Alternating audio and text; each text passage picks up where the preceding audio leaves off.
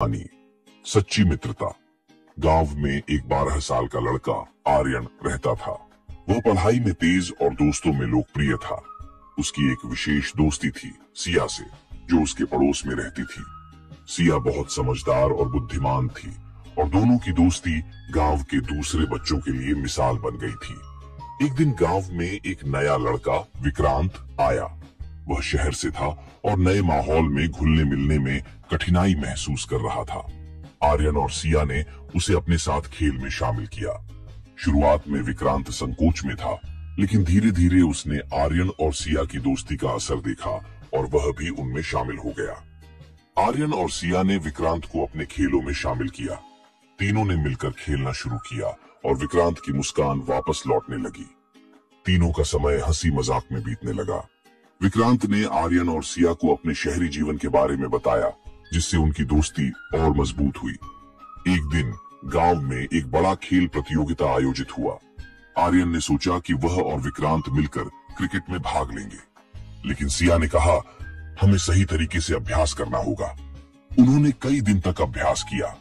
प्रतियोगिता के दिन आर्यन और विक्रांत ने पूरी मेहनत की, लेकिन मैच हार गए।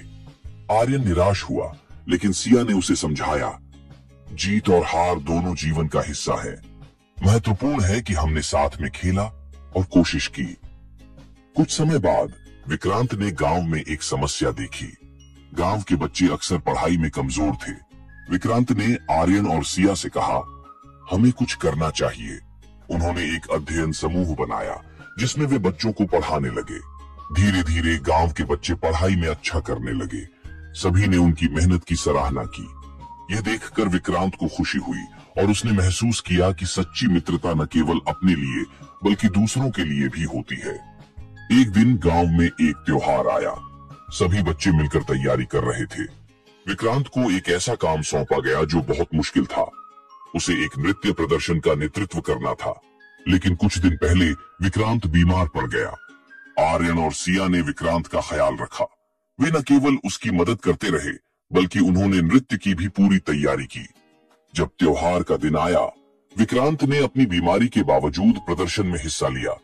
उन्होंने तीनों ने मिलकर शानदार प्रदर्शन किया और सबने उनकी सराहना की।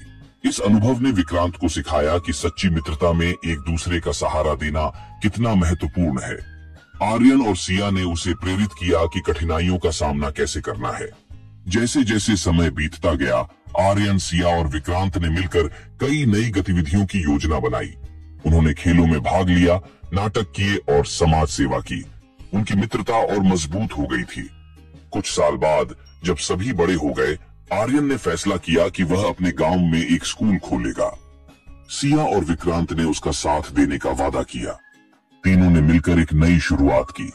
वे समझ गए थे कि सच्ची मित्रता केवल साथ रहने में नहीं, बल्कि एक दूसरे का सहारा बनने में है। उन्होंने गांव के बच्चों के भविष्य के लिए एक मिसाल स्थापित की।